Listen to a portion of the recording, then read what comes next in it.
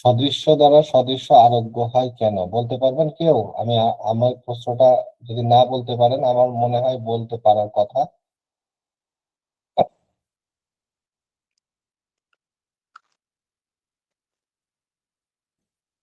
আচ্ছা। স্যার, ওই সুস্থ মানুষের দেহে যখন কোনো ওষুধ বা ভেষজ পরীক্ষা করা হয়, এই রকম যে রোগ উৎপন্ন হয় ওই সুস্থ মানুষের দেহে, ঠিক অনুরূপভাবে ওই একই সিমটম যদি কোনো রোগীর মধ্যে প্রকাশ পায়, তাহলে ওই ওষুধ দ্বারা ওই রোগীকে সুস্থ করা যায়। এটা তো সদৃশ্য দ্বারা সদৃশ্য আরোগ্য হয়, তার একটা প্রমাণ দিলেন, কেন হয়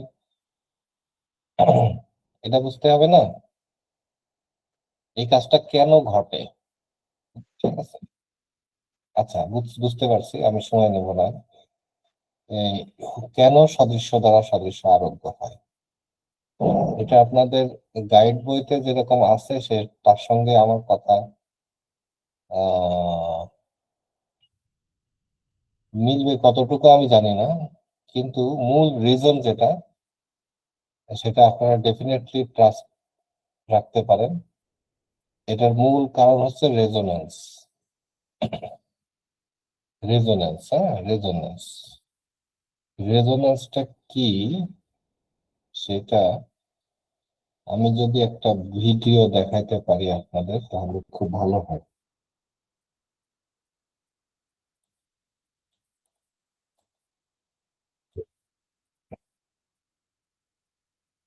যেটাকে বলা হয় ফ্রিকোয়েন্সি। হ্যাঁ, ফ্রিকোয়েন্সি।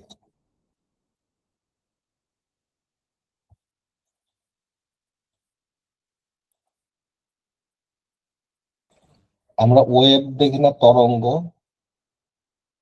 যেরকম আপনার ধরেন আমাদের রেডিওতে ঘোষণা করে না যে বাংলাদেশ বেতার, ঠিক আছে, বাংলাদেশ বেতার 66 পয়েন্ট এত হার্স, বলে না? তরঙ্গ, বেতার তরঙ্গ। ঠিক আছে, একটা মানুষের বা বস্তু গঠিত হয়, এটা কোয়ান্টাম ফিজিক্সের মাধ্যমে বোঝানো যায়, সেটা হচ্ছে যে একটা মানুষ বা কোনো বস্তু বা কোনো জৈব পদার্থ অথবা জৈব সত্তা গঠিত হয়, সেটা হচ্ছে শক্তির ঘনীভূত রূপ। অর্থাৎ আমাদের যে কোনো একটা জিনিসকে যদি আমরা ভেঙে টুকরা টুকরা টুকরা টুকরা করি, একদম সর্বশেষ যে উপাদান থাকে সেটা হচ্ছে এনার্জি, শক্তি। ঠিক আছে, এই শক্তির আবার একত্রিত করলে, সেই খণ্ডগুলোকে একত্রিত করলে সেটা একটা স্থূল রূপ পায়, যেটাকে আমরা কোন একটা অবয়ব হিসাবে দেখি। ঠিক আছে, মানুষ বলেন, যে কোনো প্রাণী বলেন, এরকম একটা বস্তুর মানে শক্তির ঘনীভূত রূপ। আর প্রত্যেকটা শক্তির মধ্যে একটা ফ্রিকোয়েন্সি থাকে, ফ্রিকোয়েন্সি। ফ্রিকোয়েন্সি যে বললাম, বেতার তরঙ্গ কি সেটা? শব্দ কি একটা শক্তি না? শব্দ তরঙ্গ। ঠিক আছে, যখন আপনার রেডিওর ফ্রিকোয়েন্সি 66 হার্জ এবং রেডিও স্টেশন থেকে যে বেতার তরঙ্গটা ছাড়া হয় সেটার ফ্রিকোয়েন্সি 66 হার্জ, বেতার কেন্দ্র থেকে যখন 66 হার্জের কোনো আহ বেতার তরঙ্গ ছাড়া হয় এবং আপনি রেডিওতে যখন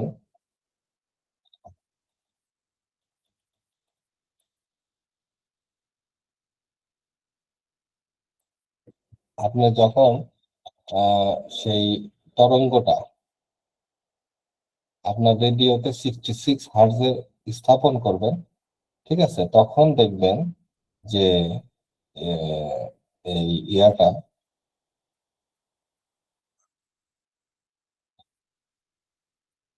তখন দেখবেন ফ্রিকোয়েন্সিটা যখন 66 রেডিওতে মিলাবেন, তখন বাংলাদেশ বেতারটা চলতে থাকবে। কথা বলছেন? অর্থাৎ ওই ফ্রিকোয়েন্সির বাইরে অন্য কোনো চ্যানেল আসবে, কিন্তু বাংলাদেশ বেতার আসবে না। এটাকে এটাকে বলে রেজোনেন্স।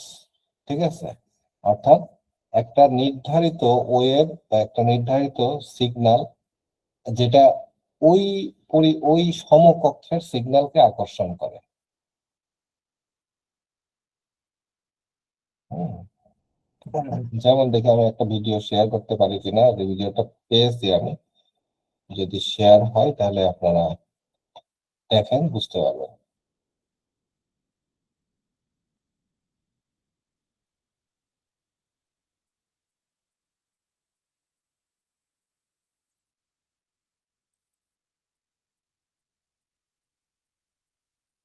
স্ক্রিন দেখা যাচ্ছে?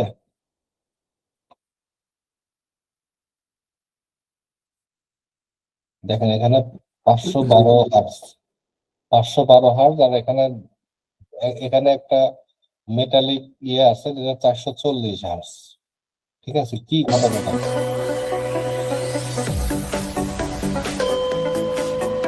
আপনারা কি দেখতে পাচ্ছেন এটা? প্লে জি দিলে? স্যার, দেখতে পাচ্ছি। জি স্যার। আচ্ছা, দেখেন কি ঘটে ঘটনাটা একটু খেয়াল করেন, তারপরে আমি বোঝাচ্ছি।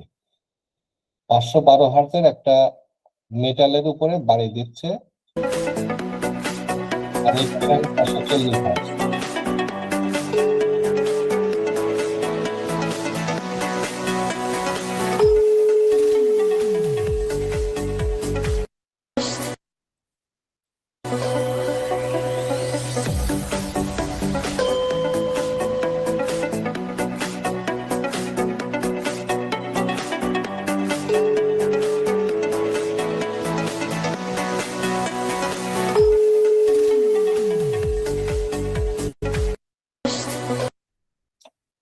এবার ক্লিয়ার হয়েছেন রেজোনেন্স বা জি স্যার। ফ্রিকোয়েন্সি কি জিনিস?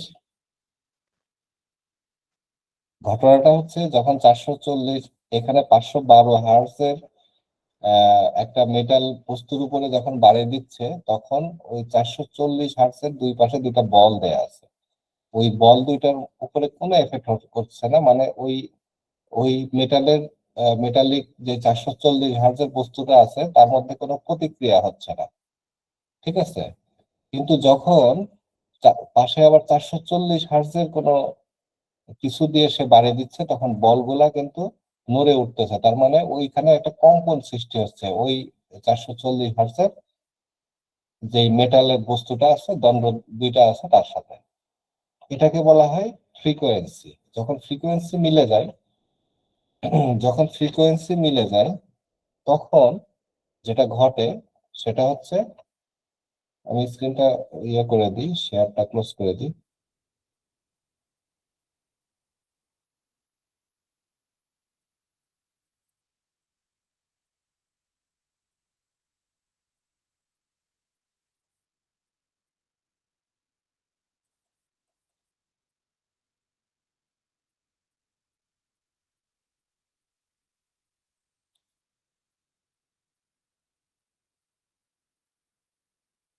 যখন ফ্রিকোয়েন্সিটা মিলে যায় তখন প্রতিক্রিয়া সৃষ্টি হয়। হোমিওপ্যাথি ওষুধ ঠিক একইভাবে কাজ করে, সিমিলিয়া সিমিলিবাস কিউরেন্টার, ঠিক এই জিনিসটা। ঠিক আছে, যখন সদৃশের একটা ফ্রিকোয়েন্সি, ধরেন ওই 440 হার্জ ছিল, যখন আপনার ওষুধের ফ্রিকোয়েন্সি 440 হার্জ হবে, তখন সেটা ওই নীতিতেই কাজ করবে। ঠিক আছে, এখন আপনারা, আমি কিন্তু জিনিসটাকে আপনাদের বুঝাই দিলাম, এবার আপনারা ব্যাখ্যা করে লিখতে পারবেন না? খুব কষ্ট হবে এটা। জি, আব্দুল্লাহ বিন আনসারি বলেন। স্যার, আপনার জিনিসটা খুব সুন্দর করে বুঝতে পারছি।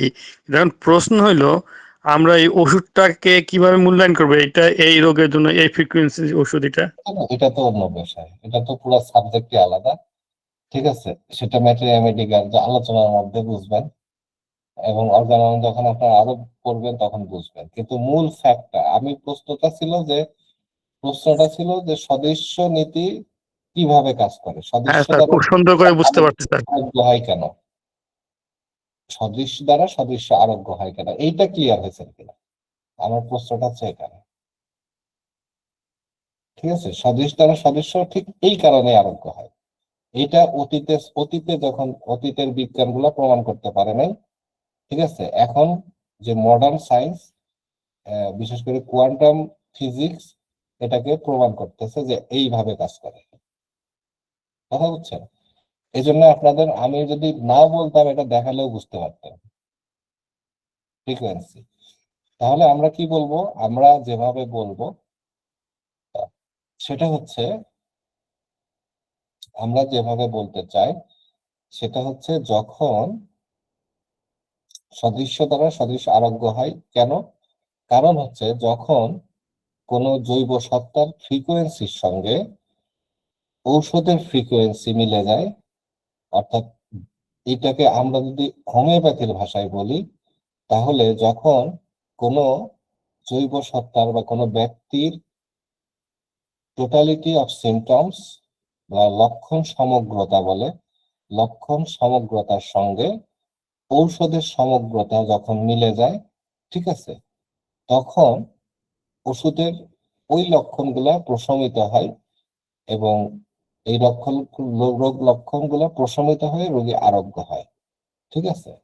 অথবা আমরা এভাবে বলতে পারি, যখন কোনো জৈব সত্তার আহ আহ, মধ্যে যেই ঔষধের জৈব সত্তার মধ্যে যেই ব্যক্তি স্বাতন্ত্রতা দেখা যায়, সেই ব্যক্তি স্বাতন্ত্রতার সঙ্গে যখন ওষুধের স্বাতন্ত্রতা মিলে যায়, তখন রোগ সেরে যায়।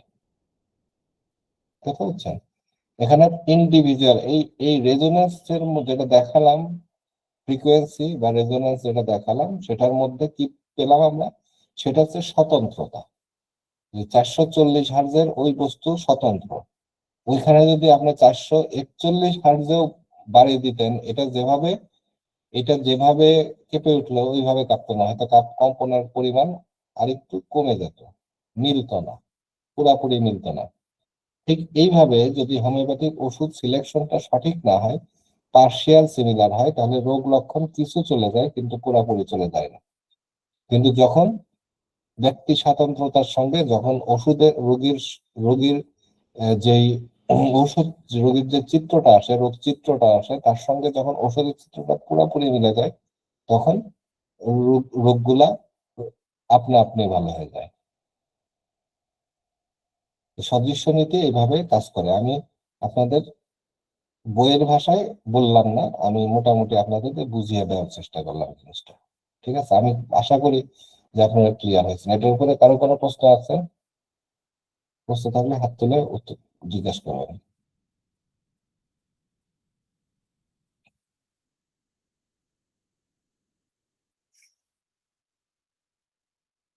তাহলে আমরা একটা প্রশ্নের উত্তর জানলাম। এটা কিন্তু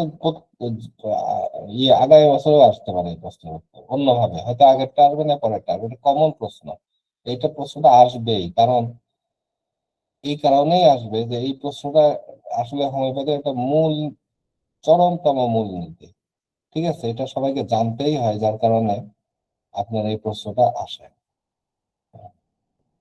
আরেকটা প্রশ্ন আসে, একদম উত্তম ভেষজ পরীক্ষকের গুণাবলী কি কি?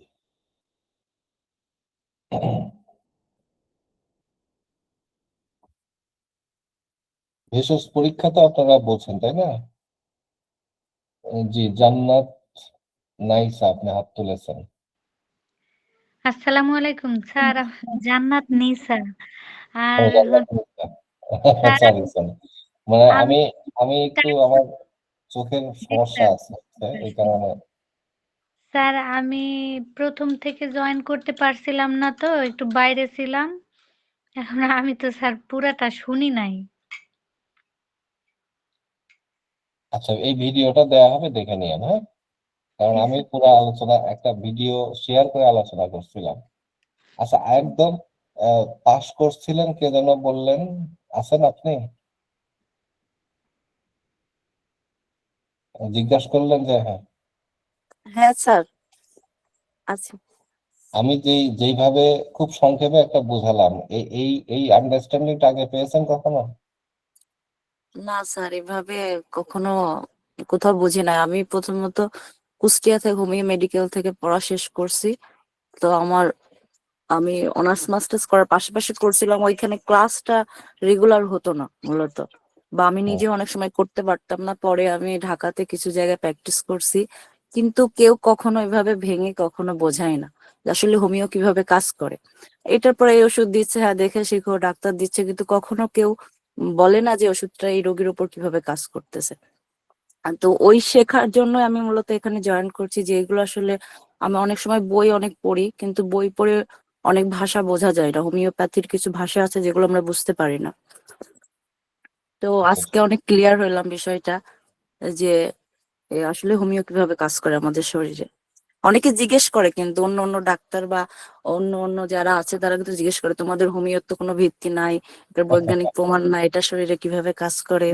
কিন্তু আমার মনে হয়েছে যে একজন ডাক্তার হিসাবে পরিচিত হইতে হলে আমাকে এগুলো জানা দরকার। আমি শুধু সার্টিফিকেট পেলাম, আমি পাশ করলাম, আমি একটা চেম্বার নিয়ে বসে গেলাম, এটা তো আসলে আসল ডাক্তারি না। এই যে যারা বলে আপনার কাছে যে প্রমাণ নাই, ঠিক আছে, জি। বা কিভাবে কাজ করে, তাদেরকে ভিডিওটা দেখায় দিবেন। হ্যাঁ, আপনি এখন তো আমি ইউটিউবে নিজেই বোঝায় বলতে পারবো, কেউ যদি জিজ্ঞেস করে আমাকে। আচ্ছা।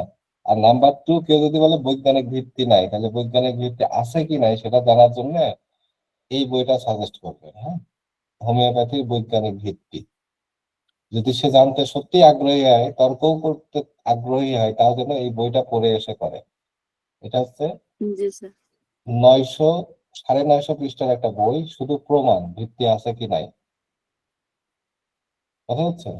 স্যার আপনি যেটা আলোচনা করছেন এটা আমি বুঝতে পারছি, কিন্তু একটা প্রশ্ন আমার আসছিল, যদি আমি হোমিও পাশ করে গেছি, আমার প্রশ্নটা অতিরিক্ত হয়ে যাবে কিনা জানি না ফার্স্ট ইয়ারের কাছে। আচ্ছা, আমার আমি সেটা ফার্স্ট বিষয় হচ্ছে ইয়ারের যে প্রায়োরিটিটা আগে দিব। আপনি প্রশ্নটা করে রাখেন, যদি শেষের দিকে আমি সময় পাই আমার তাহলে আমি। জানার আগ্রহ যে এই যে সাদৃশ্য মতো ওষুধ, রোগের সাথে ওষুধের যে লক্ষণ মিলে গেলে আমরা ওষুধটা সাজেস্ট করতেছি, কিন্তু এখানে তো ওষুধের শক্তিটাও একটা বড় কাজ করে। হুম, হুম।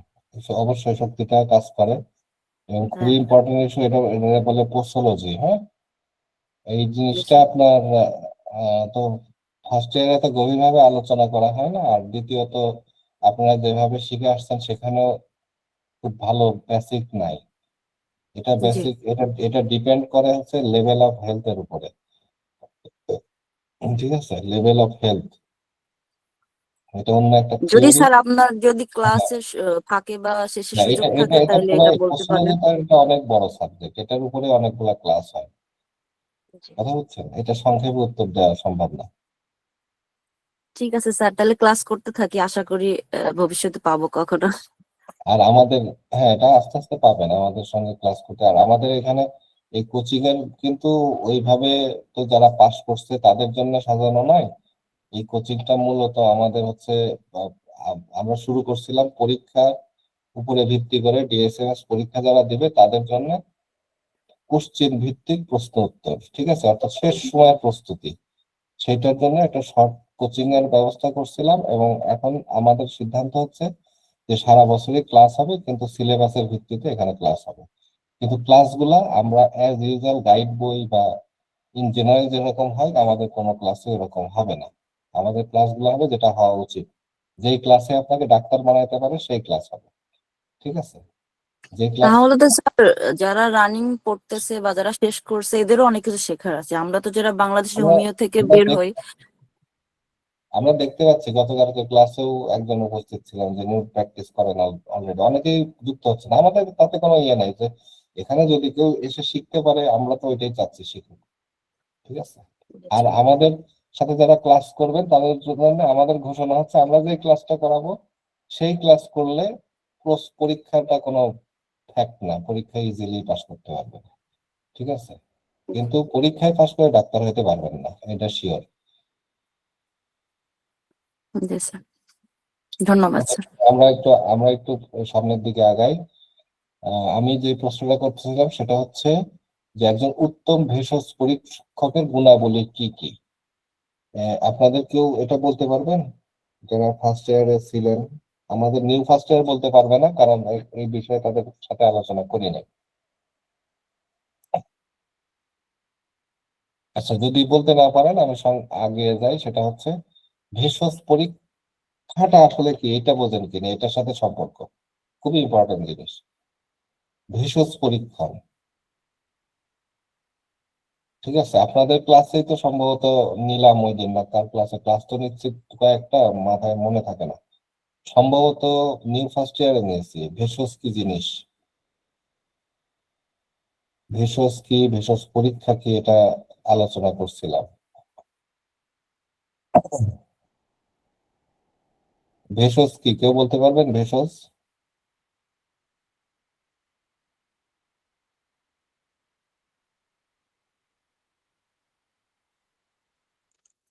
ভেষজ স্যার যে উপাদান থেকে ওষুধ তৈরি করা হয়, মূল ধাতু বা যেমন আয়রন অথবা সাপের এই বিভিন্ন প্রাণীর বীজ, উদ্ভিজ্জ বীজ, এখান থেকে যেটা মূল আর কি স্যার, সেটাই হলো ভেষজ, যেখান থেকে ওষুধ তৈরি করা হয়।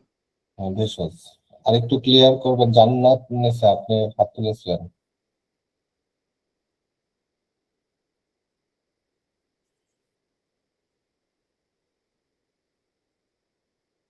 তারপরে মোহাম্মদ মঈনুদ্দিন।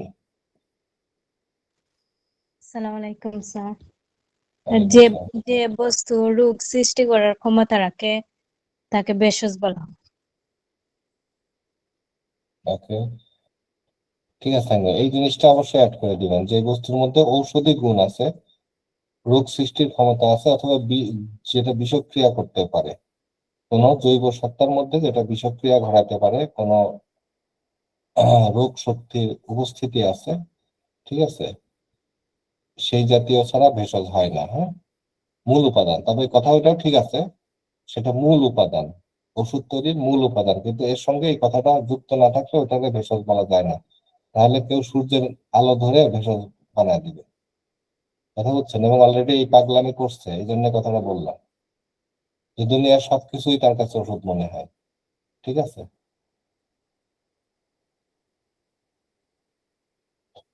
আচ্ছা, তাহলে ভেষজ পরীক্ষা কি, ভেষজ পরীক্ষাটা কি সেটা আপনারা জানেন, যে সুস্থ মানুষের শরীরে পরীক্ষা করা। এখন সুস্থ মানুষ কি, আমরা কাকে সুস্থ মানুষ বলবো? গতকালকে আমি আলোচনা করছিলাম নিউ ফার্স্ট ইয়ারে স্বাস্থ্যের সংজ্ঞা, একজন বলেন। নিউ ফার্স্ট ইয়ারে অনেকেই আছেন, একজন বলেন। জি স্যার। যার স্যার মানসিক, আবেগীয় এবং মানসিক এই তিনও পর্যায়ে কোনো রোগ, জ্বালা যন্ত্রণা, জ্বালাপোড়া বা সামাজিকভাবে কোনো অসন্তুষ্টি তার নাই, সেই সুস্থ মানুষ। কারেক্ট হয় নাই পুরাটা। আর কেউ? জান্নাত নেসা বলেন। স্যার যে সুখী, শারীরিকভাবে সুস্থ এবং মানসিকভাবেও সুস্থ তাকেই।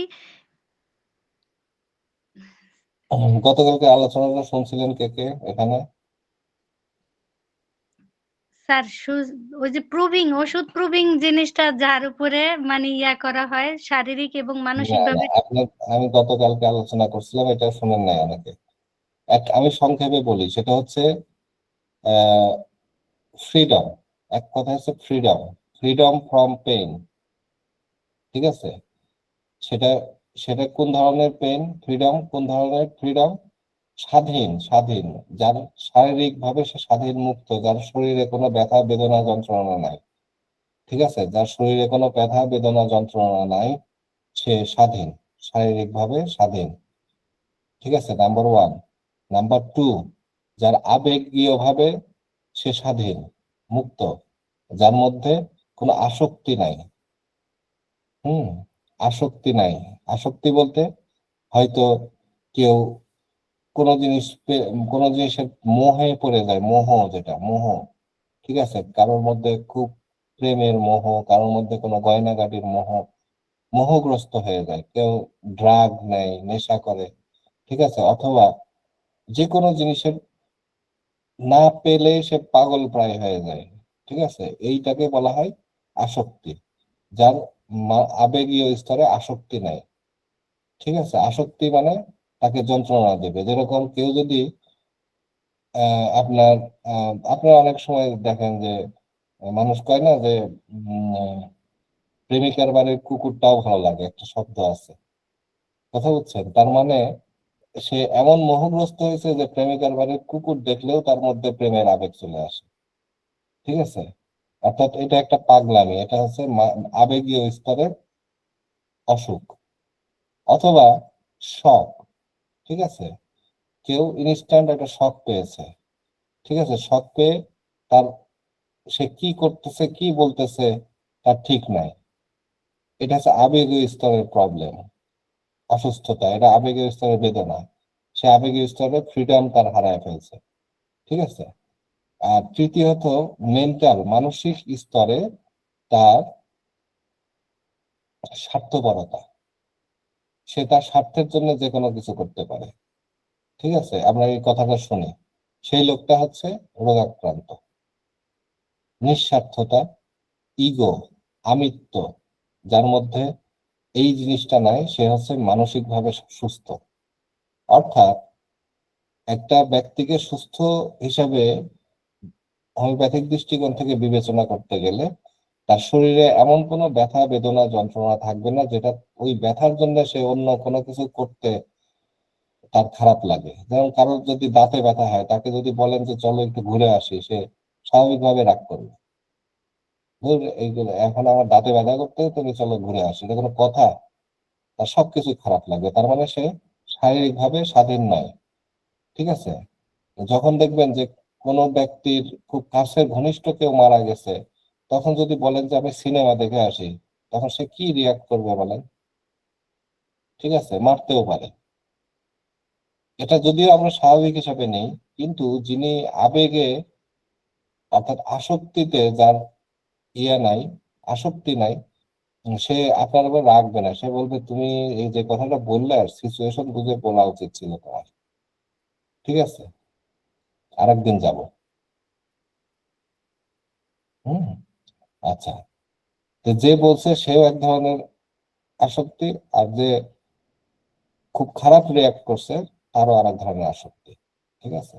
আচ্ছা, এটা আসক্তি না, এটা ন্যাচারাল প্রক্রিয়া, বাট আমি রোগ বোঝানোর জন্য বলতেছি। সেই সময় যেরকম ঘনিষ্ঠ কেউ মারা গেলে আমরা ইগনেশিয়া একটা ওষুধ খুব শখ পাই যদি, তাহলে আমরা একটা ওষুধ দিই, ইগনেশিয়া কেন দিই?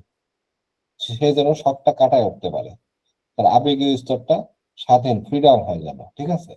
এরকম মেন্টাল স্তর, মেন্টাল স্তরের স্বাস্থ্যটা বেশিরভাগ মানুষের বর্তমান সময়ে খুবই খারাপ। ঠিক আছে?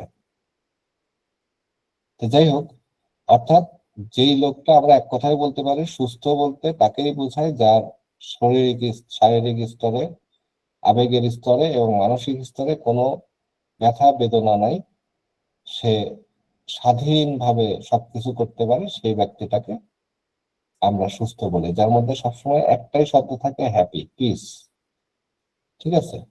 তো এই ধরনের সুস্থ মানুষের উপরে হোমিওপ্যাথি ওষুধগুলা প্রুভিং করা হয়। তবে 100% তো সব পাওয়া যায় না, ম্যাক্সিমাম ক্ষেত্রে কিছু কিছু ত্রুটি থাকে। তবে অন্তত দুইটা জিনিস করা হয়, যে এই লোকটা কথা বলার সময় সত্য বলে কিনা, আরো কয়েকটা জিনিস, সেই গুণগুলা কি সেটাই প্রশ্ন। ঠিক আছে? তবে এই যেই আলোচনাটা করলাম এইভাবে গাইড বইতেও নাই, আপনাদের এইভাবে পড়ানো নাই, যার কারণে স্যার, আমি আমার একটা বিষয় জানার ছিল এখানে প্রসঙ্গক্রমে, এই যে অনেক সময় আমরা দেখতে পাই যে বাচ্চাদের মধ্যে কিছু বৈশিষ্ট্য থাকে, যেমন মিথ্যা বলে কিছু বাচ্চা, চুরি করা অভ্যাস, এইগুলো অনেক সময় দেখা যায় যে জেনেটিক্যাল আসে, যে বাবা মার মধ্যেও এই গুণাবলী আছে বা পরিবারের কারোর মধ্যে আছে। তো এই জেনেটিক রোগ যেগুলো বলা হয়, শুধু এরকম মানসিক না, শারীরিকও কিছু জেনেটিক রোগ আছে, এইগুলো কি হোমিওপ্যাথিতে একেবারে নিঃশেষ করা সম্ভব?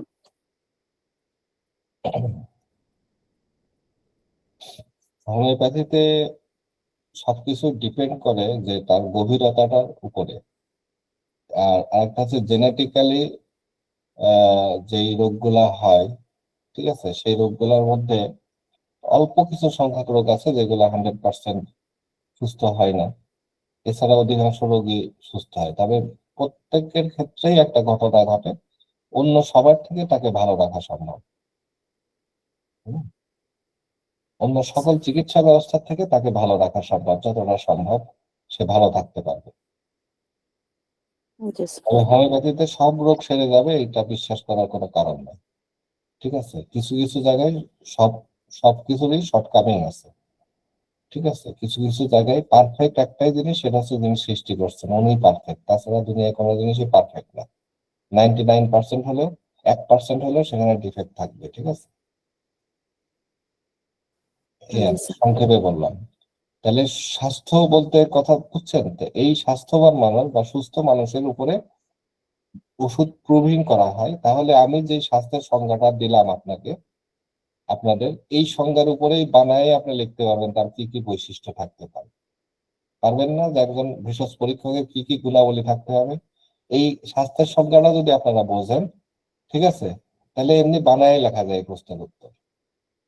তাহলে যে লোক হচ্ছে শারীরিক ভাবে সুস্থ, যার শরীরে কোনো ব্যথা যন্ত্রণা নাই, এরকম একজন লোক লাগবে। যে লোকটা কোনো বিষয়ে একদম আসক্তি যার মধ্যে নাই, এরকম একটা লোক লাগবে। আর যেই লোক নিজের স্বার্থের জন্য যে কোনো কিছু করে না, এরকম একটা লোক লাগবে। এই তিনটা গুণ মাস্ট। ঠিক আছে, তো এখন দেখেন আমাদের বইপত্রে কি লেখা আছে। বইপত্রে আছে সুস্থ হতে হবে, সবল হতে হবে, সত্যবাদী হতে হবে, সজাগ হতে হবে এবং হোমিও অনুরক্ত হতে হবে। এই কথাটার সাথে আমি একমত নই। ঠিক আছে, বইতে লেখা আছে, বাট হোমিও অনুরক্ত না হলে যে তার উপর প্রুভিং করা যাবে না, এটা ঠিক না। ঠিক আছে, প্রুভিং এর কাজ হচ্ছে লক্ষণ প্রকাশ করা। তো একটা লোক যদি সত্যবাদী হয়, কথাটা বুঝছেন, একটা লোক যদি সত্যবাদী হয়, সে যদি হোমিওর অনুরক্ত নাও হয়, তাহলে কি ওষুধের সে কি কোনো কিছু গোপন করবে?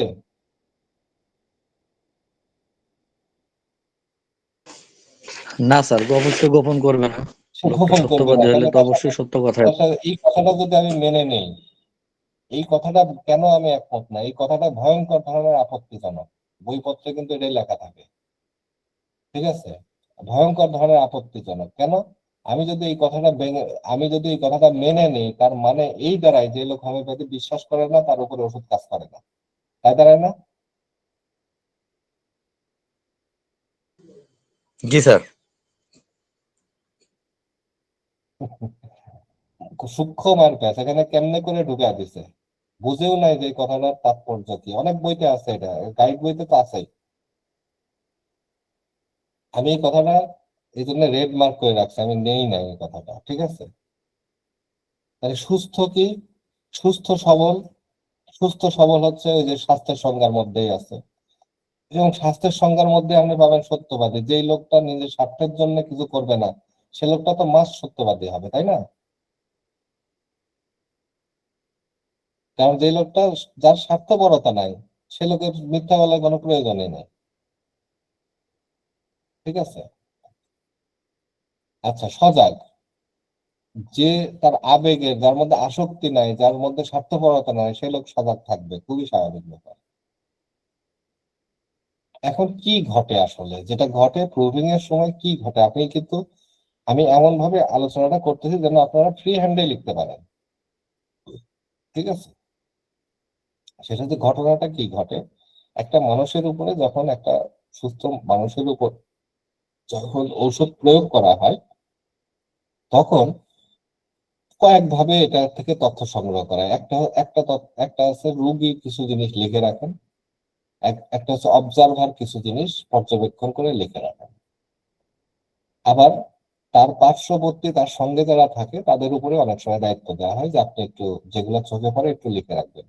কিন্তু এই প্রত্যেকটা ব্যক্তিকেই হইতে হয় একটা ব্যাপারে আহ একমত, সেটা হচ্ছে এই লোকগুলা যেন মিথ্যা কথা না বলে। ঠিক আছে, এই ব্যাপারটা সবসময় খেয়াল রাখা হয় যে কোনো একটা মিথ্যাবাদী লোকের উপরে কখনোই প্রুভিং করানো হয় না। ঠিক আছে, এবং প্রুভিং করার পরে যদি বলা দেখা যায় সেই লোকটা মিথ্যা বলতেছে, তাহলে ওটা ওই ওষুধের লক্ষণ। আচ্ছা, যাই হোক, আমি যেটা বলতেছিলাম, তাহলে এই ক্ষেত্রে একজন সুস্থ মানুষের উপর প্রয়োগ করার পরে কি হয়? প্রয়োগ করার পরে যেটা হয় যে ওনার সারাটা দিন কেমন গেল, উনি একটা ডায়েরি দেওয়া হয় বা একটা নোটবুক দেওয়া হয়, সেখানে উনি নিজে লিখে রাখেন। এবং যিনি প্রুভিং করতেছেন, যে ডাক্তারের মাধ্যমে প্রুভিংটা হচ্ছে, তিনিও ওনাকে পর্যবেক্ষণ করে উনি আলাদাভাবে লিখে রাখেন। এবং অতিরিক্ত যদি কাউকে নিয়োগ করা হয়, তিনিও তার মতো লিখে রাখেন যে এই ওষুধটা প্রয়োগ করার ফলে কি কি ঘটনা ঘটায় তার ভিতরে, তার শরীরে, আবেগে, তার মানসিক ভাবে কি কি ঘটনাগুলো ঘটতেছে, এইটাই হচ্ছে প্রুভিং। এই কাজটাই হচ্ছে প্রুভিং। ঠিক আছে, এই জন্য তার ওই বিষয়গুলো থাকতে হবে। তবে আমি ইয়েতে বলবো, আপনারা কোনোভাবেই এই কথাটা লিখবেন না হোমিও অনুরক্ত। ঠিক আছে, হোমিও অনুরক্ত এই কথাটার ভয়ঙ্কর নেগেটিভ মানে আছে। তাহলে একজন ভেষজ পরীক্ষকের কি কি গুণাবলী থাকতে হয় আমাকে কি বইয়ের ভাষায় ব্যাখ্যা করে বলতে হবে, না আপনারা ক্লিয়ার বিষয়টা?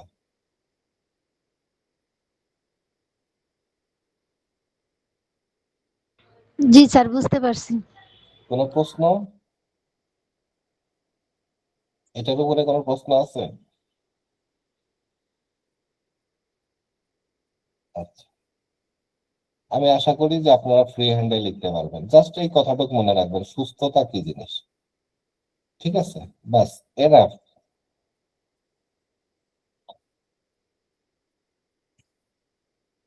জীবনে আমরা বহু কথা মুখস্থ করছি, এখন আর মুখস্থ করবো না, এখন আমরা বুঝবো।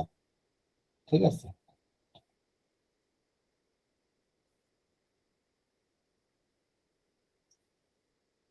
এরপরে আরেকটা সম্পূরক কোশ্চেন আছে, সেটা হচ্ছে অসুস্থ ব্যক্তির দেহে ওষুধ পরীক্ষার অসুবিধাগুলো কি কি?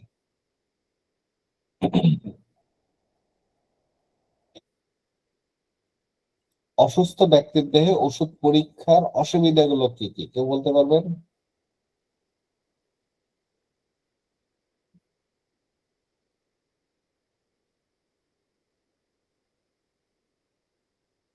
জি, নাজমুল হাসান বলেন।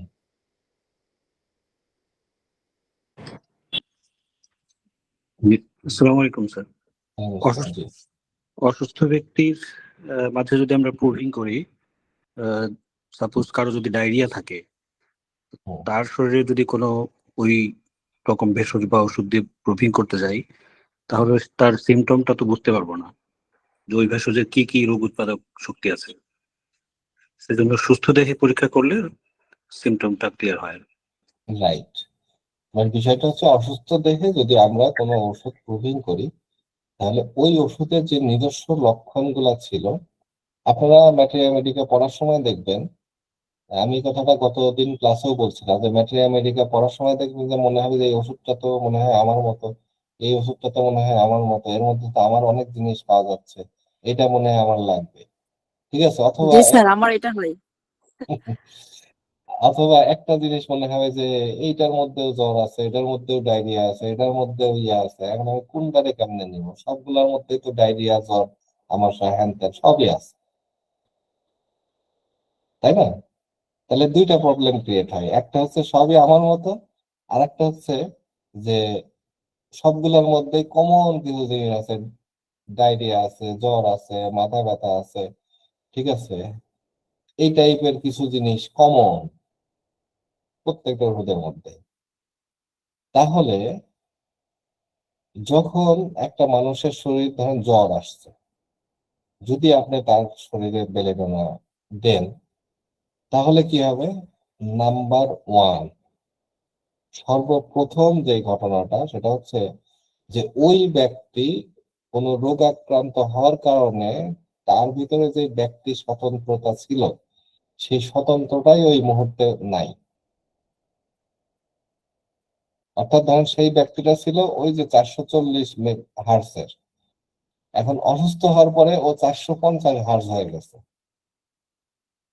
এখন বেলেডোনা ছিল 440 হার্টজের, তাহলে কি ওর উপরে কোনো লক্ষণ প্রকাশ করবে? আমরা যে রেজোনেন্সের ভিডিওটা দেখালাম, ওইটার সাথে একটু মনে করেন, আচ্ছা, করবে না স্যার। করবে না। ঠিক আছে, তার মানে ব্যাপারটা কি ঘটতেছে? ব্যাপারটা ঘটতেছে এই যে ওই ব্যক্তির শরীরে যখন রোগ আছে, তখন আমি বেলেডোনা দিলে ওই জ্বরটা, ধরেন জ্বর ছিল, ওই জ্বরটা কি বেলেডোনারই জ্বরের লক্ষণ, না অন্য কিছু? আর আপনি ডিফারেন্সিয়েট করতে পারবেন না, কিন্তু আদতেও তার উপরে বেলেডোনা কাজ করার সম্ভাবনাই নাই। ঠিক আছে, আচ্ছা। দ্বিতীয়ত, যে ইন্ডিভিজুয়ালাইজেশনের কারণে, যেটা হবে সেটা হচ্ছে যে যদি পার্শিয়াল সিমিলারও হয়, ঠিক আছে, তাহলেও ওই বেলেডোনার লক্ষণের সাথে তার শরীরের মধ্যে যে লক্ষণগুলো ছিল সেগুলো মিলে এমন একটা চিত্র প্রকাশ করবে যেই চিত্রের রোগী আপনি ভবিষ্যতে খুঁজেই পাবেন না।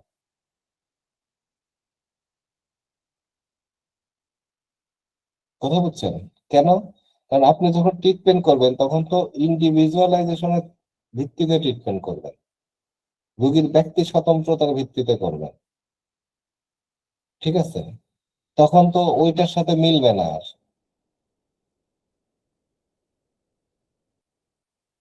এই কথাটাকে আরেকটু ক্লিয়ার করি। ধরেন আপনার চাল আর ডাল মিশায় ফেলছেন, এক জায়গা হয়ে গেছে। এখন কেউ এসে যদি আপনার কাছে বলে ভাই আমাকে 2 কেজি চাল দেন, আপনি যদি ওই চাউল আর ডাল তাকে দিতে চান, সে কি নিবে? কারণ সে ভাত রান্না করবে, সে তো খিচুড়ি রান্না করবে না। কথা বুঝছেন? ঠিক একইভাবে আপনার যখন রোগ লক্ষণগুলো মিশে একাকার হয়ে যাবে, তখন যখন ইন্ডিভিজুয়ালাইজড কোনো ব্যক্তির উপরে আপনি যখন ওষুধটা প্রয়োগ করবেন, তখন তার কোনো লক্ষণের সাথে আর মিলবে না, ওই রেজোনেন্স মিলবে না, ঠিক আছে? যার কারণে ওই ওষুধে কোনো কাজই হবে না। তাই আমি মূল বিষয়টাই ওইটা আমাদের যে নাজমুল হাসান ভাই বললেন, মূল ফ্যাক্ট ওইটুকুকে আরেকটু আমি গভীরভাবে বোঝানোর চেষ্টা করলাম যে কারণটা কি, ব্যাকগ্রাউন্ডটা কি, ঠিক আছে? আশা করি আপনারা এই প্রশ্নের উত্তরটাও লিখতে পারবেন।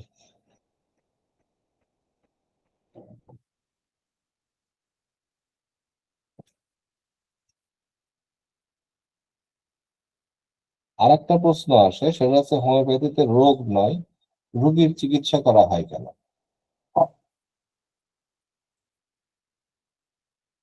আচ্ছা, তার আগে আরেকটা বলি যে ব্যক্তি স্বতন্ত্রতা কি, উদাহরণ সহ লিখে একটা প্রশ্ন আসে, ব্যক্তি স্বতন্ত্রতা কি, ইন্ডিভিজুয়ালাইজেশন, এটা হোমিওপ্যাথির একটা মূল নীতি।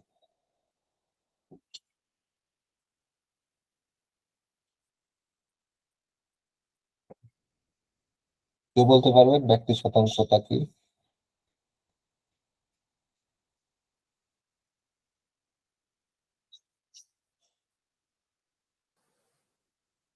স্যার প্রত্যেক ব্যক্তি নিজস্ব কিছু বৈশিষ্ট্য থাকে, এটাকে মূলত ব্যক্তি স্বতন্ত্রবাদ বলা হয়। আরেকটু ক্লিয়ার করতে পারবেন কেউ?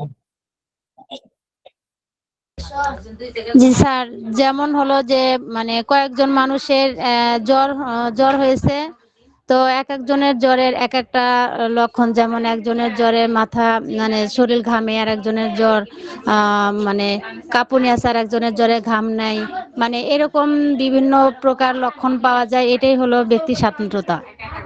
হুম।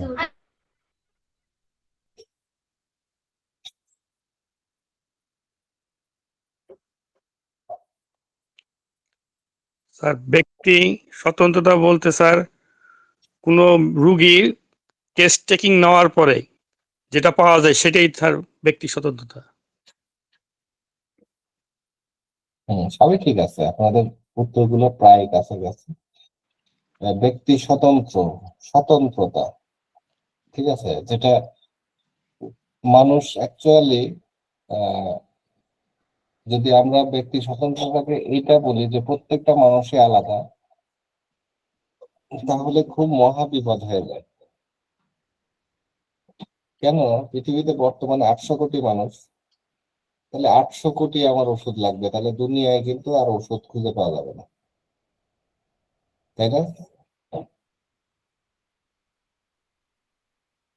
যদি আমরা শুরুতেই কথা বলি প্রত্যেকটা ব্যক্তি আলাদা, ঠিক আছে, অ্যাকচুয়ালি ঘটনাটা হচ্ছে এই যে একটা শ্রেণী আছে, ঠিক আছে, পৃথিবীতে যে মানুষগুলা থাকে, মানুষগুলা জন্মগ্রহণ করছে, তাদের মধ্যে একটা বিশেষ শ্রেণীবদ্ধ মানুষ আছে, যেই শ্রেণীর মানুষের বৈশিষ্ট্যগুলো একরকম হয়।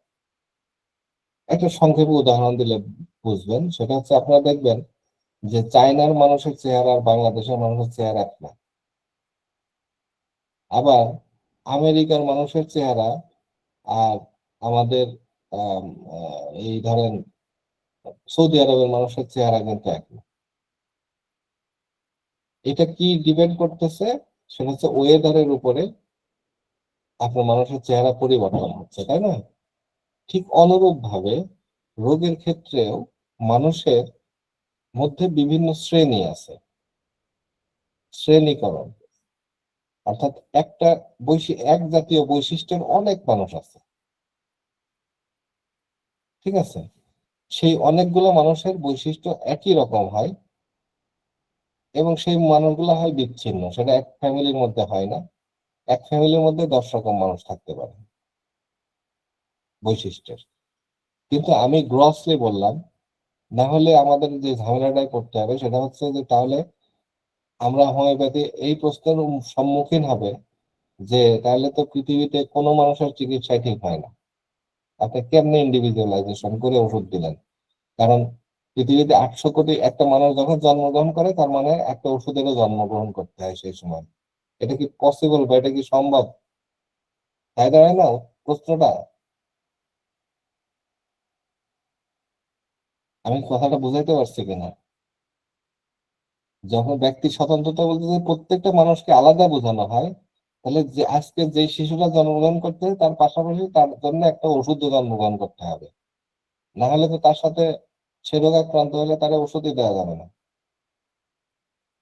ঠিক আছে? আসলে ব্যাপারটা এরকম না, ব্যাপারটা হচ্ছে যে একটা গ্রুপ অফ পিপুল, ঠিক আছে, যাদের বৈশিষ্ট্যগুলো একটা বিশেষ ক্যাটাগরির মধ্যে পড়ে, যেই ক্যাটাগরিটা কোনো একটা ওষুধের সঙ্গে মিলে যায়।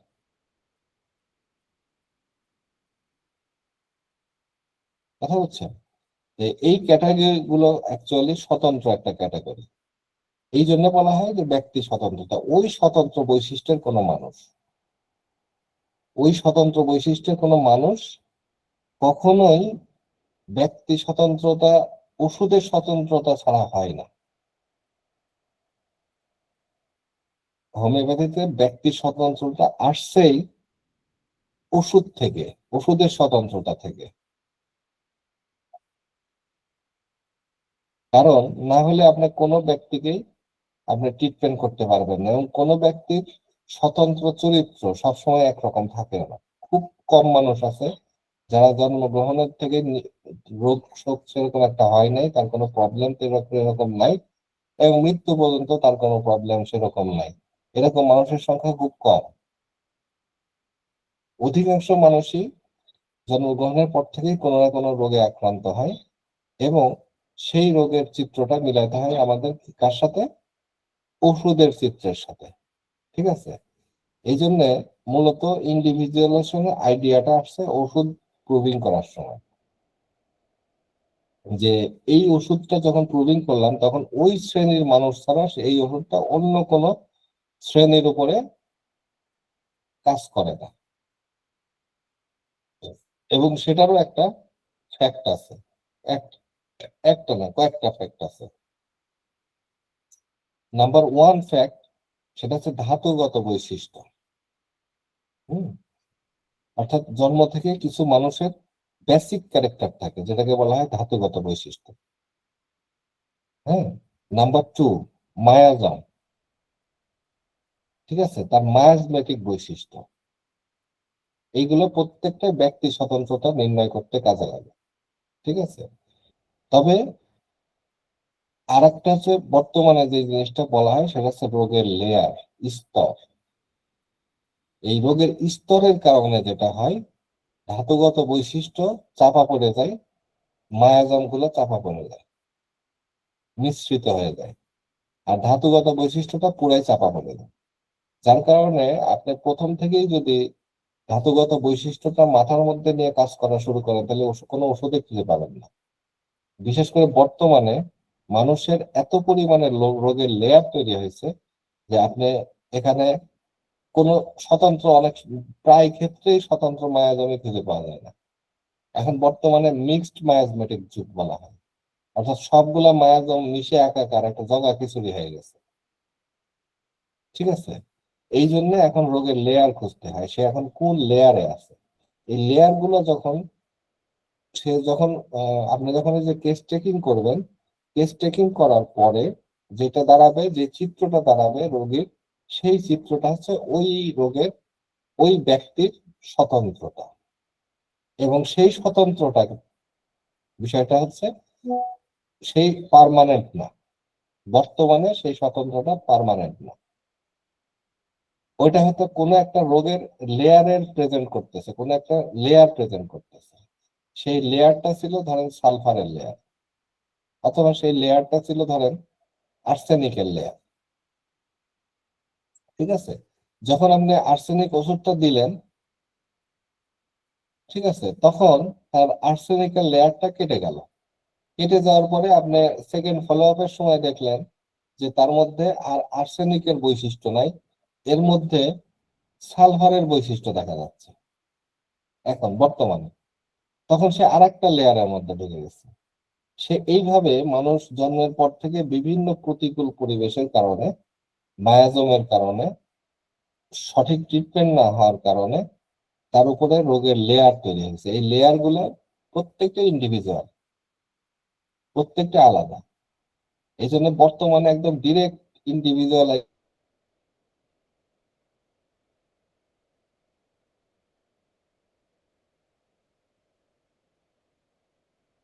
পাবেন যে সে অ্যাকচুয়ালি কোন কনস্টিটিউট, কোন ধাতুর লোক। আলোচনাটা কিন্তু জটিল হয়ে গেল। হ্যাঁ স্যার, সুন্দর ক্লিয়ার বোঝা যাচ্ছে স্যার। এই জন্য আমি আপনাদের একদিন বলছিলাম যে ধাতুগত চিকিৎসা, এই কথাটা মাথার থেকে আপাতত ঝেড়ে ফেলে। বর্তমানে আপনি ধাতুগত চিকিৎসা করতেই পারবেন না। ঠিক আছে, কারণ তার মায়াজম সব বিশৃঙ্খলা শরীরের মধ্যে এত পরিমাণে হয়েছে, আপনি ধাতু বৈশিষ্ট্য, আপনারা যেটা তার ধাতু মনে করতেছেন, আসলে ওটা একটা সুপারফিশিয়াল লেয়ার। ঠিক আছে, স্যার আমার একটা বিষয় জানার ছিল। একটা পেশেন্ট যদি আসে তার অনেকগুলো সমস্যা, তাহলে একজন চিকিৎসক তার চিকিৎসা কিভাবে করবে? তার তো অনেকগুলো লেয়ার আছে। লেয়ার যদি ধরে আমি দেখি, তাহলে তার কোনো প্রবলেম হয়তো একটু বেশি সমস্যা, তাকে কষ্ট দিচ্ছে, কোনোটা একটু কম কষ্ট দিচ্ছে, তাহলে এক্ষেত্রে চিকিৎসাটা শুরু করবে কোথায় থেকে? বা আমরা ক্লাসিক্যাল হোমিওতে যতটুকু আমি জানি যে একটা অলরেডি ওষুধ বলে দ্বারা ফেলেছি। সব রোগের চিকিৎসা করা হয়। না না না, একটা ওষুধ দ্বারা সব রোগের চিকিৎসা হয় না, এটা ভুল ধারণা। এট এ টাইম একটা ওষুধ, তার মানে ওই লোকের সারা জীবন একটা ওষুধ লাগবে তা না। আপনি আচ্ছা, সালফার দিয়েছেন বলে তার শুধু সালফারই লাগবে সারা জীবন? এটা একমাত্রই সম্ভব যদি তার পিওর ধাতুগত বৈশিষ্ট্যটা পায়। অর্থাৎ জন্মের সময় সে যে ধাতুগত বৈশিষ্ট্যের মধ্যে ছিল, একদম এখন বুড়া হয়ে গেছে, তার এর মধ্যে কোনো পরিবর্তন আসে না, ওই লোকের সারা জীবনে সালফার লাগবে। যার পসিবিলিটি, যে লোকের সারা পৃথিবীতে, ঠিক আছে, হয়তো সারা পৃথিবী খুঁজলে হয়তো 10টা খুঁজে পাবেন কিনা সন্দেহ আছে। আচ্ছা। কথা বুঝছেন? এই জন্য যেটা করতে হয় সেটা হচ্ছে কেস টেকিং করে তার ব্যক্তি স্বতন্ত্রতা, এই যে ব্যক্তি স্বতন্ত্র ইন্ডিভিজুয়ালাইজেশন কেন এত ইম্পর্টেন্ট, হোমিওপ্যাথিতে কেন হ্যানিম্যান এই মূল নীতিটা দিলেন।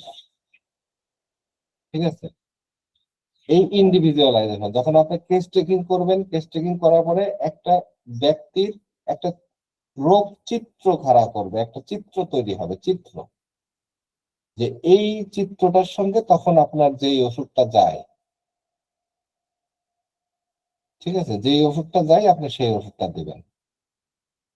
সেটা যত বড় কঠিন রোগই হোক না কেন, সেটা ক্যান্সার হোক, ডায়াবেটিস হোক, আপনার কিডনি ডিজিজ হোক, যেটাই হোক না কেন, এটাই হচ্ছে ক্লাসিক্যাল হোমিওপ্যাথি। ওই একটা ওষুধ যে আপনি দিবেন, ওই একটা ওষুধের সঙ্গে আপনি আর দ্বিতীয় কোনো ওষুধ দিতে পারবেন না। কেন? কারণ আপনি প্রুভিং করছেন তো একটা ওষুধের উপরেই। ঠিক আছে, আপনি অন্য ওই প্রুভিং যেহেতু অসুস্থ মানুষের উপরে করা যায় না, এই যে এট এ টাইমে একাধিক রোগ, কারণ ওষুধ সত্যিই তো একটা রোগ, কৃত্রিম রোগ। প্রুভিং করার সময় যেরকম দুইটা রোগ পাশাপাশি বৈশিষ্ট্য হয় না।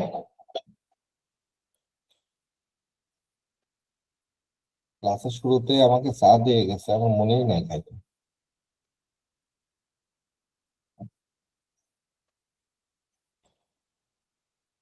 এই কারণে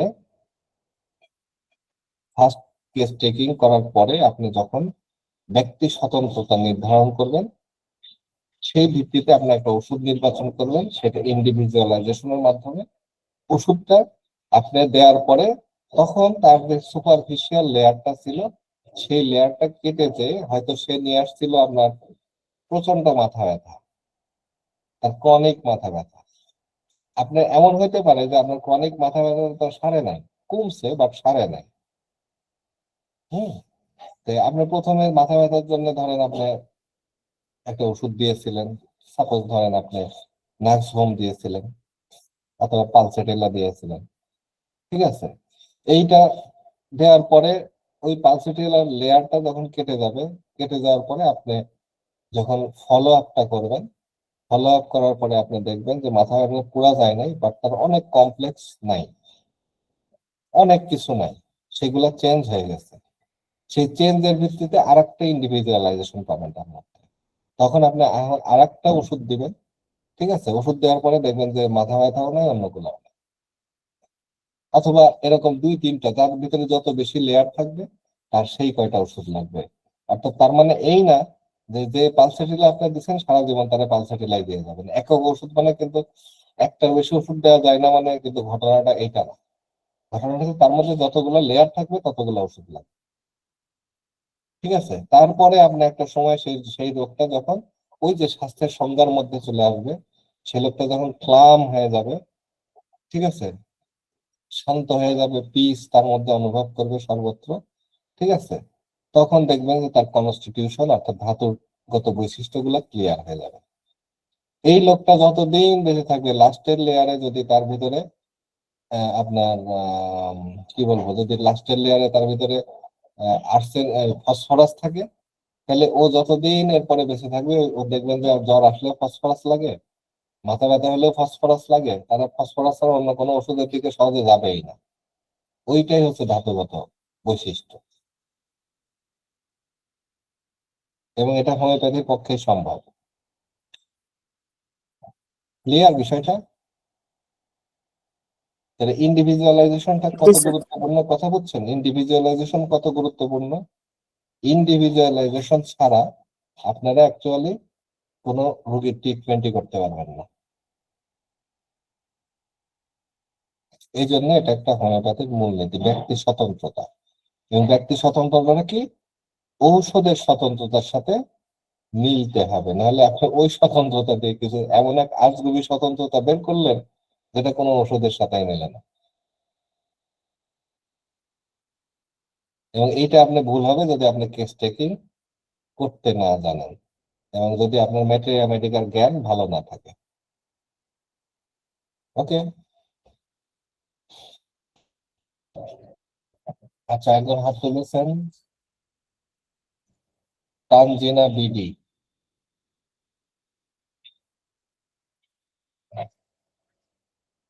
জি বলেন, আপনি কি বলছেন?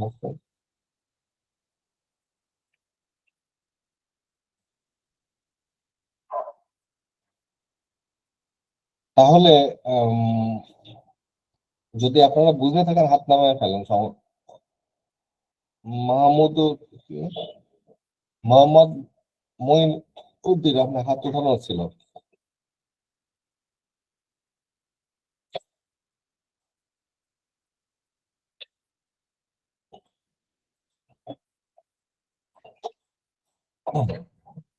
তানজিনা, আপনি কিছু জানতে চাচ্ছেন?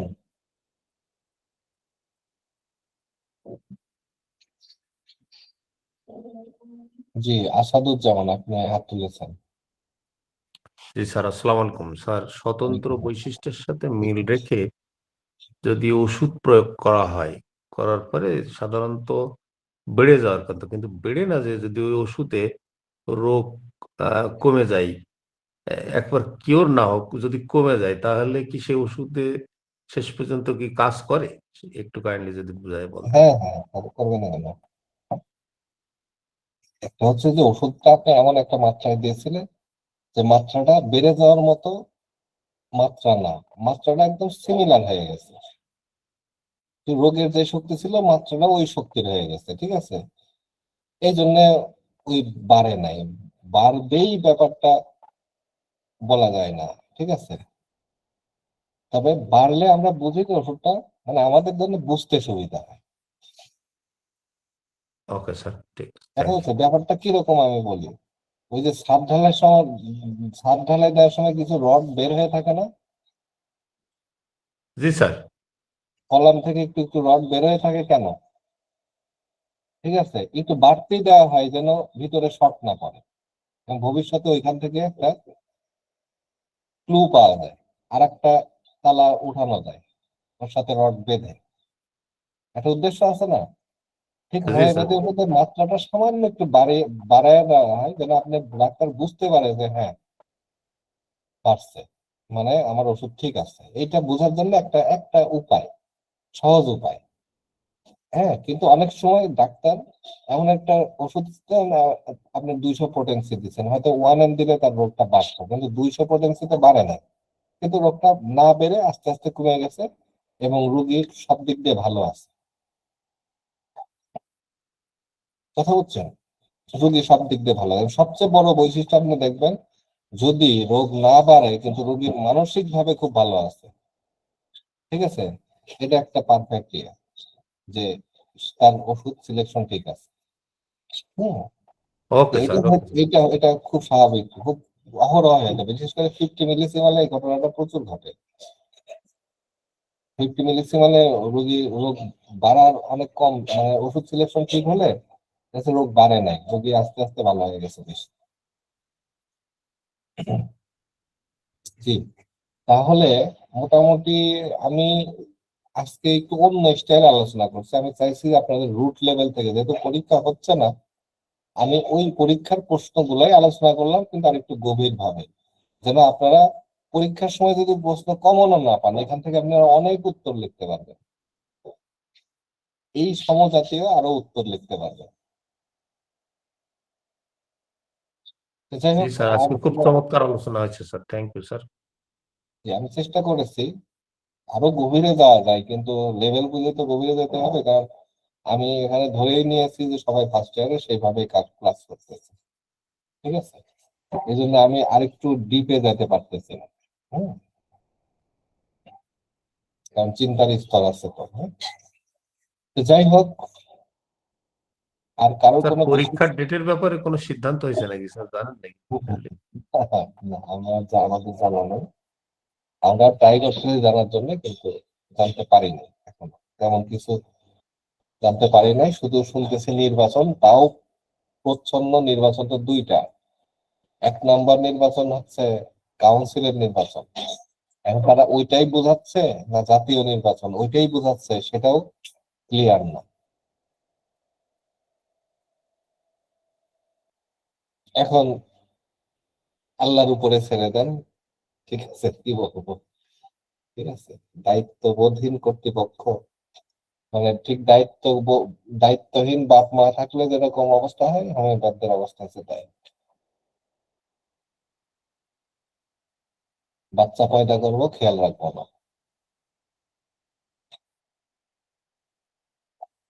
তো যাই হোক, তাহলে ভালো থাকেন।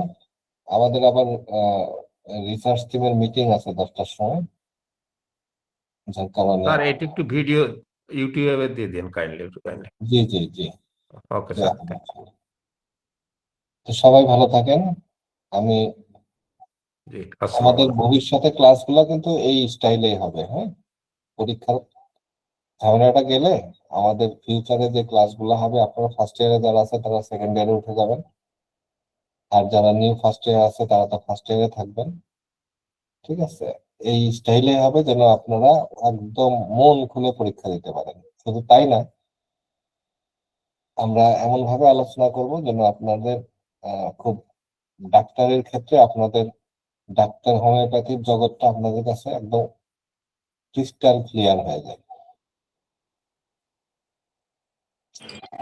আপনার আলোচনাগুলো নিয়ম নীতির কোন বইটাতে পাবো, বা আমি যে আলোচনা করেছি এইভাবে আলোচনা আপনি নিয়ম নীতি কোনো বইতেই পাবেন না, প্রশ্নগুলো পাবেন, ঠিক আছে। আচ্ছা, তো আমি অনেক জায়গা থেকে আমার যে শিক্ষা সেখান থেকে আলোচনা করেছি মূলত, জি, ঠিক আছে। কোনো স্পেসিফিক বই থেকে আলোচনা করি নাই। আহ, আমি কিন্তু সেই আমার নলেজ থেকে, আমার আমার শিক্ষা থেকে আমি আলোচনা করেছি, তবে যেটুকু আলোচনা করেছি এটাই অ্যাবসলিউটলি রাইট। এই এই জ্ঞানটা আপনারা যখন অনেকগুলা বই পড়বেন তখন দেখবেন যে এটাই এসে দাঁড়াবে শেষ পর্যন্ত। আর আমি বেসিক্যালি প্রফেসর জর্জ ভিতলকাসের বইগুলা একটু বেশি অনুসরণ করার চেষ্টা করি।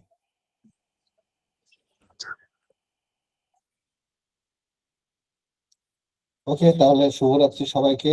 আশা করি আগামী ক্লাসে দেখা হবে। আগামী সোমবার আমাদের নিউ ফার্স্ট ইয়ারের ক্লাস আছে, প্রফেসর জর্জ ভিতলকাসের বেসিক প্রিন্সিপালস অফ হোমিওপ্যাথি।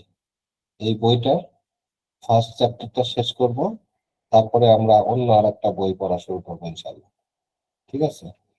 তো যাই হোক, আগামী ক্লাসে সবার থাকলো, নিমন্ত্রণ থাকলো, সরি আমন্ত্রণ থাকলো। নিমন্ত্রণ দিলে তো আবার খাওয়ার ব্যবস্থা করতে হবে। ঠিক আছে? অনলাইনে তো সেটা সম্ভব নয়। সবাই ভালো থাকেন। আল্লাহ হাফেজ, শুভরাত্রি। আসসালামু আলাইকুম ওয়া রাহমাতুল্লাহ।